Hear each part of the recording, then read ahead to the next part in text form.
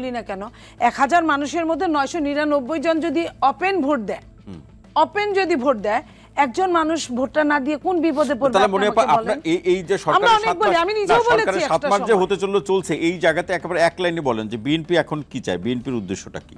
BNP এখন নির্বাচন চায়, এক কথায় নির্বাচন। সেটা কবে? ডিসেম্বরে? এটা টুডে অর টুমরো। না, ডিসেম্বরে তো নির্বাচন হবে, একেবারে এখন পর্যন্ত স্থির না। স্থির নেই অর্থে বলছি আমরা বিএনপি একটা দুইটা ষড়যন্ত্র না। আপনার সেনা প্রধানের বক্তৃতা দেখেন, ওটা একটা অংশ। উনি অনেক কথা বলেছে, নিশ্চয়ই উনি অনেক কিছু ওনার দৃষ্টিতে দেখেছে বলেই বলেছে।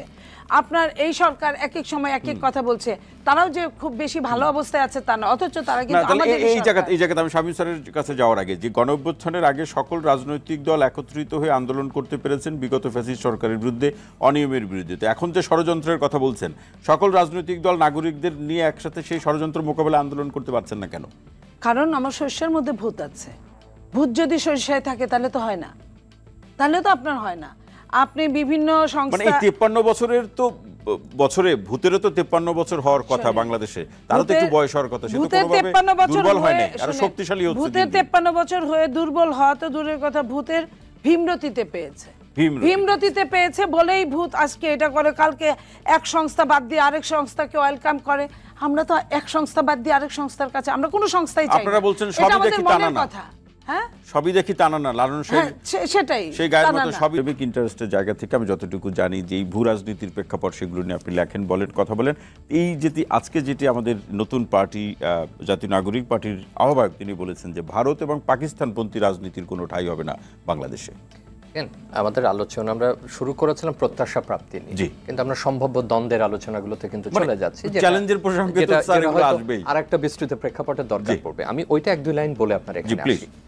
তারা যে মৌল বিষয়গুলো আজকে উত্থাপন করেছেন, যে দ্বিতীয় রিপাবলিক, নতুন সংবিধান এবং একটা নতুন শাসনতন্ত্র তৈরির জন্য যে কনস্টিটিউয়েন্ট অ্যাসেম্বলি লাগে বা গণপরিষদ দরকার পড়ে, এই কথা কিন্তু তারা শুরুতেও বলেছেন। আমি আমার কথা পুনরাবৃত্তি করছি।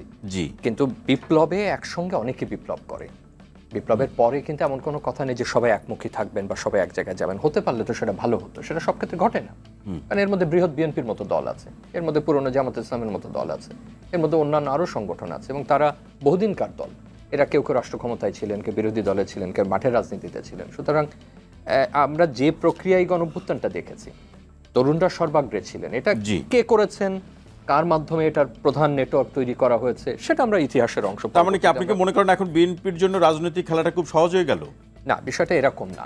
বিষয়টা হলো তারা যে মৌলিক দাবিতে ছিলেন, আমি যদি বলি যে এখন মাসুদরা যাদেরকে নিয়ে দল গঠন করলেন, তারা কিন্তু সেই দাবি থেকে সরে আসেননি। তারা মধ্যবর্তী একটা সময় তাদের একজন অন্তত সরকারের অংশ ছিলেন। তারা মাঠে বিভিন্নভাবে আমার কাছে মনে হচ্ছে এক ধরনের নিরীক্ষার মধ্যে দিয়ে গেছেন। আপনি এই মুহূর্তে খেয়াল করুন যে তারা যে রাজনৈতিক দলের আত্মপ্রকাশ করলেন, এখনো নিবন্ধন ইত্যাদি, সেগুলো তো অন্য প্রক্রিয়ার আলোচনা। তাদের কিন্তু আরো সমমনা 3টা সংগঠন মাঠে রয়েছে। আপনার আগের যেটা এই ধরনের কি আপনি সহসা দেখেছেন যে 3টা এরকম সিভিল সোসাইটি অর্গানাইজেশন বা প্রেসার গ্রুপ এক্সিস্ট করে আদর্শিকভাবে এবং মূল একটা দল গঠন করা হচ্ছে? সুতরাং এটা তারা যদি একসাথে চলতে পারে তাহলে তার কোনো কথা নেই। প্রশ্নটা সেটা না, প্রশ্নটা আমি আসছি যে জায়গাটায়। এর আগে আপনি বড় বড় কিছু ঘটনার কথা চিন্তা করেন, যেমন ধরুন রাষ্ট্রপতিকে অপসারণের দাবি, কিংবা আমি ধরে নিই যে সচিবালয়ে একটা কোনো কিছু ঘটতে যাচ্ছে, বা আরো কোনো বড় দাবিতে তারা প্রধান আমাদের উপদেষ্টার বাড়ি ঘেরাও করতে যাচ্ছে।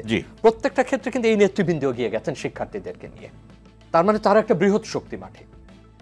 সরকারের কাজ করেছেন, কিন্তু তারা কিন্তু সেখানে মধ্যবর্তী অবস্থানে গেছেন। কখনো তারা নিরসনে ভূমিকা নিচ্ছেন, কখনো তারা বক্তৃতা দিচ্ছেন, কখনো তারা দাবি দাওয়া দিচ্ছেন।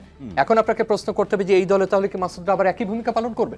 আমরা ধরে নিই মানে একটা দ্বিতীয় রিপাবলিক মানে তো এটা অ্যানাদার একটা with a new constitution, with a new Bangladesh. আর একটা এরা সূচনা হচ্ছে, তাই না? 5 দশক পরে বা 5.5 দশক পরে। এবং আপনার আপনি দেখছেন যে দেশের মধ্যে দেশ না, দেশের মধ্যে দেখছি না, এটা আর একটা পর্যায়ে। আমরা সেই দ্বিতীয় পর্যায়ের তারা প্রস্তাব দিচ্ছেন। এই পর্যায়ে বড় দল একমত হবে কিনা, বিএনপি একমত হবে কিনা, অন্যরা একমত হবে কিনা, দেশের বাকি জনগোষ্ঠী একমত হবে কিনা, সেটা অনেক বড় ব্যাপার। এবং ওনারা মাসুদ কিন্তু একটা ধারণা দিয়েছেন। ধারণাটা এরকম যে ঠিক আছে, আমি নির্বাচন কেবল দেখছি না, আমি আমার এই ধারণাটা নিয়ে এগোতে চাই। তারপরে এখন সেটা হয়তো পরবর্তীতে তারা আরো স্পষ্ট করবেন। এখন এই পরিস্থিতিতে আপনি যদি বলেন, এবং আপনি যে প্রসঙ্গটা তুললেন যে আমরা কারোর পন্থী না, তার মানে দাঁড়াচ্ছে যে বাংলাদেশের রাজনীতিতে পন্থী বা পন্থী না, এটা অস্পষ্টভাবে বিভিন্ন সময় আলোচিত হয়ে থাকে। স্পষ্ট না, আমরা লেবানন না, যেমন লেবাননে ছিল কে সিরিয়াপন্থী কে সিরিয়াপন্থী না, যেমন মধ্যপ্রাচ্যের রাজনীতিতে আছে কি ইরানপন্থী কে ইরানপন্থী না। আমরা ওরকম অবস্থায় ছিলাম না, কিন্তু আমরা আলোচনাগুলো এসে গেছে আমাদের এখানে। সেইটা দিয়ে এখনই ভূ রাজনীতি কিংবা এদের পররাষ্ট্রনীতি কি হবে, তারা কি করবে, এত দ্রুত এটার নিরসন করা সম্ভব না। আরেকটা বিষয় স্যার এখানে একটু শুনে নিই। মনিয়াপা যেটি বলছেন যে শিক্ষার্থীদের এই দলের পেছনে কেউ পরামর্শদাতা বা অভিভাবক হিসাবে আছে, সেটি কি তাদের এই ঘোষণাপত্র দেখে মিল পাওয়া যায় কোনো দলের? দেখেন, এগুলো তো দল বিভিন্ন রকম অনুমান করবেন, নাগরিক বিভিন্ন রকম অনুমান করবেন, অনুমানের ভিত্তিতে তার আলোচনা করা যায় না যে কে আপনাকে প্রত্যক্ষ সমর্থন দিয়েছে, কে আপনাকে পরোক্ষ সমর্থন দিয়েছে। কিন্তু বাংলাদেশে এর আগে কোনো দলকে আমরা এইভাবে বলতে দেখিনি। কিন্তু আমরা তো কার অভিনন্দনটা বড় বা কে বেশি ওয়েলকাম করেছে সেইটা তো একটা যে এটা বোধহয় এরকম ছিল যে পেন্টাগনের টাকা খাস, হোয়াইট হাউসের কৃতদাস। তো তখন তো এত কালি টালি রুশ ভারতের দালাল্লা সাবধান, তো সাইন পেন দিয়ে লিখতে, এত তো কালি কলম পাওয়া যেত না। তার মানে কি, তখন বলতো একপন্থী ভারতপন্থী, একপন্থী বোধহয় পেন্টাগন পন্থী, আর একপন্থী বোধহয় রুশপন্থী। এইটা বলতো, তকমা দেওয়ার চেষ্টা করতো। কিন্তু এরকম প্রকাশ্যে একটা দলের আত্মপ্রকাশের সময় আমরা কি বাংলাদেশে কখনো শুনেছি যে আমি এই পন্থী বা ওই পন্থী দেবার চেষ্টা করছেন? কিন্তু তারও আগে আমাদের আভ্যন্তরীণ যেটা, যে সেকেন্ড রিপাবলিক, নিউ কনস্টিটিউশন এবং কনস্টিটিউশন অ্যাসেম্বলি, সেটাকে সহজভাবে নেব কিনা বা খুব হালকাভাবে নেব কিনা, বা ঘোষণার সাথে ঘোষণা হিসাবে আমরা নেব কিনা। কারণ হলো যে আগামীকাল না হোক, 1-2 মাসের মধ্যে, যেখানে এই মুহূর্তে বিএনপি একদম নির্বাচনমুখী হচ্ছে, সে তার বর্ধিত সভা করেছে, সে তার লোকজন ঠিক করছে। অন্য একটা দলের ক্ষেত্রে আমরা শুনছি যে সম্ভাব্য সে তার প্রার্থী বিভিন্ন ক্ষেত্রে দিচ্ছে, আমি বাকিদের প্রস্তুতি জানি না। এবং এখন বাংলাদেশের যে সিকিউরিটি সিচুয়েশন দাঁড়িয়েছে, আমি যদি সবগুলোকে মিলে একটা নিরাপত্তা পরিস্থিতির কথা বলি, আমি বলছি না তৌহিদ যে সবকিছু নিরাপত্তা চোখ দিয়ে দেখতে হবে, সবকিছু সিকিউরিটাইজ আমি করার পক্ষে না, কিন্তু এই পরিস্থিতিতে একটা টার্গেট লাগবে বাংলাদেশে। এই সংকট যদি উত্তরণ করতে হয়, সে টার্গেট বিএনপি মনে করছে যে তা নির্বাচন, অন্যরা যারা মনে করছে নির্বাচন, কিন্তু এই দল যে ঘোষণা দিচ্ছে they have a broader objective. তাহলে পলিটিক্যাল কনসেনসাসের যে প্রসঙ্গ বলা হচ্ছে সেটি দিন শেষে মার খাবে না, মার খাবে এভাবে বলবো না, সেটা আমরা যত সরলভাবে মনে করেছিলাম একীভূত হবে বা একটু সমান্তরালে এগোলে একটা জায়গায় গিয়ে। যেদিন রাষ্ট্রপতি অপসারণের প্রশ্নে আপনারা আন্দোলন করেছিলেন, সেটি শেষ পর্যন্ত হলেন না, বিএনপির বিরুদ্ধে আপনারা অভিযোগ দিচ্ছেন। এই মহামান্য রাষ্ট্রপতি যদি কোনো রাষ্ট্রীয় অনুষ্ঠানে আপনাদের দলকে দাওয়াত দেয়, আপনারা যাবেন? আমরা রাষ্ট্রের প্রধান হিসেবে যদি কোথাও থেকে কোনো দাওয়াত আসে, সেক্ষেত্রে হয়তো আমাদের এটা ইয়েতে আলোচনা করতে হবে, যেহেতু এখন উনি ওখান থেকে সরে নাই। এটা তো রাষ্ট্রীয়, আমরা ধরে নেব আপনারা যাচ্ছেন না, আমি সেটা বলছি না। আমরা অলরেডি কিছু প্রোগ্রাম ওনার অ্যাভয়েড করছি, কিন্তু এখন দল হিসাবে পারবেন। এই দ্বিতীয় প্রশ্ন দিয়ে আলোচনাটা একটু বিস্তারিত শুরু হোক, কারণ সেটি হচ্ছে আপনারা অন্যান্য দলগুলোকে, বাংলাদেশের বড় দলগুলোকে পরিবারতন্ত্রের কাঠামোর মধ্যে ফেলে আলোচনা করেন এবং সেই রকম উদাহরণ দিয়ে আপনি বলেন, কিন্তু সর্বশেষ যে ছাত্র সংগঠনটি, বাংলাদেশ গণতান্ত্রিক ছাত্র সংসদ নামে যে সংগঠনটি আত্মপ্রকাশ করলো, সেখানে তো আমরা বিশ্ববিদ্যালয় তন্ত্র দেখলাম, প্রাইভেট বিশ্ববিদ্যালয়ের শিক্ষার্থীদের আন্দোলনে ছিল, কলেজগুলোর শিক্ষার্থীরা আন্দোলন ছিল, তারা তো কমিটিতে থাকতে পারলো না। না, এটা তো ভুল ধারণা। আসলে আপনার একটা বিষয় একটা পলিটিক্যাল পার্টি, একটা ছাত্র সংসদ মাত্র ছাত্র সংগঠন, সেই জায়গায় একজন আহ্বায়ক, সে আহ্বান করে কে কে আসবে না, আহ্বায়ক হয় না, একটা 4-5 জন নিয়ে 5-7 জন তো কমিটি হয়েছে। বিষয়টা এখন ধরুন আমরা এখানে 4 জনই ঢাকা বিশ্ববিদ্যালয়, বৈষম্যবিরোধী ছাত্র আন্দোলন থেকেই ওখান থেকে একটা ছাত্র সংগঠন আসছে।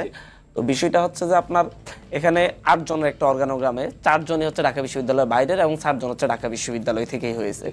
এই জায়গায় যে ফ্রেমিংটা করা হয়েছে, এটা পুরোপুরি একটা ভুল ফ্রেমিং। সেখানে বিভিন্ন ধরনের ঝামেলা হয়েছে। এটা মূলত আপনার তো একটা সেন্ট্রাল কমিটি সেখানে আপনি 1000 জনকে নিয়ে সেন্ট্রাল কমিটি দিলে হয়তো বা এই সমস্যাটা হইতো না, কিন্তু হয়তো কম সংখ্যা হওয়ার কারণে যে মারামারি হয়েছে তাতে তো কয়েকজন অজ্ঞান হয়ে একেবারে মোটামুটি, এবং এটা নিয়ে আসলে এই বিষয়টা নিয়ে সেই ছাত্র সংগঠনের আহ্বায়ককে ডেকে প্রশ্ন করলে সুন্দর হবে, যেহেতু আমরা আসলে স্বতন্ত্র প্রশ্নটা রাখছি হান্নান মাসুদ, আপনি ভুল বুঝবেন না। সেটা কারণ হলো যে তারা তো আন্দোলনের সময় আপনাদের সাথে ছিল ভাই, তো নিশ্চয়ই আপনারা তো বড় ভাই অথবা ছোট ভাই, যেভাবে বেশি সমস্যা আপনাদের কাছে তো আলাপ আলোচনা করেই নাই। আমরা এখানে আপনার একটা জায়গায় বাধাগ্রস্ত করার জন্য যদি কেউ হামলা করে, কেউ যদি ঝামেলা সৃষ্টি করে, সেটাকে না দেখে ওদের ফ্রেমিংটা দেখেন। আসলে অর্গানোগ্রাম যে 8 জন অর্গানোগ্রাম করা হয়েছে, সেখানে কয়জন ঢাকা বিশ্ববিদ্যালয়ের বাইরে আছে। আমরা একেবারে সম্ভাবনা শেষ প্রশ্ন আপনার কাছে খুব ছোট করে, যেটা মনে আপা বলছিলেন, বিএনপি এখন বর্তমান বাস্তবতা তারা উপলব্ধি করতে পেরেছে, অনেক ষড়যন্ত্র 3বার বলেছে আপা, এবং সেই ষড়যন্ত্র মোকাবেলা করার ক্ষেত্রে নির্বাচনই তারা সমাধান হিসাবে দেখছে, পলিটিক্যাল সলিউশনের দিকেই তারা যাচ্ছে। তারা এর প্রেক্ষাপটে আমার কাছে যেটা মনে হয়, বাংলাদেশের বাস্তব অতীতে আমরা যেটা দেখেছি, হয়তো সামনে বিএনপির একটা বড় সমাবেশ আমরা দেখতে পাবো। শুনতে চাই খুব ছোট করে, একেবারে ক্লিয়ারলি বলি, আপা আরেকটা কথাও বলেছেন, শুধুমাত্র যে 5ই আগস্টে ওনারা নির্বাচনের সম্ভাবনা দেখেছেন 3 মাস পরে, এখনই দেখেন নাই। ওনারা সেই 5ই আগস্ট দেখার কারণে ওনারা ওনাদের দলীয় নেতাকর্মী কি পরিমাণ আছে এবং ওনারা খুব দ্রুত ক্ষমতায় যাওয়ার সম্ভাবনা আছে, এইটা বিবেচনা করে জাতীয় স্বার্থটাকে অ্যাভয়েড করেছেন। এটা হচ্ছে বাংলাদেশের মেইন সমস্যা। শেষ লাইন বাংলার হতো তাহলে বিষয়টা হতো যে ঠিক আছে আমরা এখন রাষ্ট্রটাকে পুনর্গঠন করব, যেহেতু রাষ্ট্রটাকে ধ্বংস করে দিয়ে যাওয়া হয়েছে, সবাই মিলে পুনর্গঠন করব। অসংখ্য ধন্যবাদ, সেই বিবেচনা অসংখ্য করে ধন্যবাদ। আমরা মনে কিভাবে হয় শেষে ক্ষমতায় শুনছি যাবো সেটা শামিনুল স্যার আপনার কাছ থেকে শেষ লাইনটি শুনে এসে মনে হয় শেষ করব। নতুন দল গঠিত হলো, কত প্রত্যাশা রাখি, কিন্তু আমি যেটা বললাম যে মৌলিক প্রস্তাব তারা করেছেন হ্যাঁ। সেটা কিন্তু অনেক বিশদ আলোচনার দাবি রাখে। রাষ্ট্রের নিরাপত্তা, রাষ্ট্রের গঠন, অন্য দলগুলোর সঙ্গে নতুন দলের কি সম্পর্ক হবে, সেটা আমার মনে হয় আগামী 2-1 মাসে অসংখ্য ধন্যবাদ, হয়তো মনে আমরা আরো- কি ছাত্রলীগ করা, ছাত্রলীগ থেকে আসছে, তো পদত্যাগ করেছে আবার পদত্যাগ করেছে, তার মানে কি আমি আমার সবকিছু এতদিন তাহলে আমি কিসের উপর ছিলাম? 16 জুলাই হামলার আমি পর পরের এতদিন পর কারণে কামরানের তাদেরকে করতে হয়েছে। ওদেরকে কি আর দাওয়াত করে নাই? তারা ওই যে পাকিস্তানপন্থী ভারতপন্থী নিয়ে কথা বলেছে, তারা কি আর বাইরে যাইতে পারবে? আজকে পাকিস্তানের রাষ্ট্রদূত আসেনি, তারা যদি সব রাষ্ট্রদূতকে দাওয়াত দিত তাহলে সবাই আসতো। আমরা কিন্তু ভ্যাটিকান সিটি আর পাকিস্তানের সকল বাইরে আর রাষ্ট্রদূতকে দাওয়াত কাউকে দাও। দিই। আরো তো অনেকে এসেছে। এখন অনেক কথা রাষ্ট্রদূত হলো, আছে, যুক্তরাষ্ট্র- এত বড় দল তাদের হতো, তারা বাংলাদেশ গিলে অলরেডি পানি দিয়ে গিলে হজম করে ফেলতো। তাদের তো কিছুই নাই। এই ছাত্রগুলাও বিএনপির ছাত্রগুলাও যারা ব্যাক টু দ্য প্যাভিলিয়ন, এগুলা বিএনপির গেছে গিয়া, আবার যারা আছে এর মধ্যে এইটাও বিএনপির। আর 2-4 দিন পরে দেখেন আমাদের ছেলেমেয়েরা তো আমাদের কাছেই চলে আসবে, এটাই স্বাভাবিক। আমি কথা বলছি যে তারা শিক্ষক পিটায়। আপনার মনে পড়ে সিলেটে প্রভিসিকে বা ট্রেজারারকে অনুষ্ঠান। শপথ বাক্য পাঠ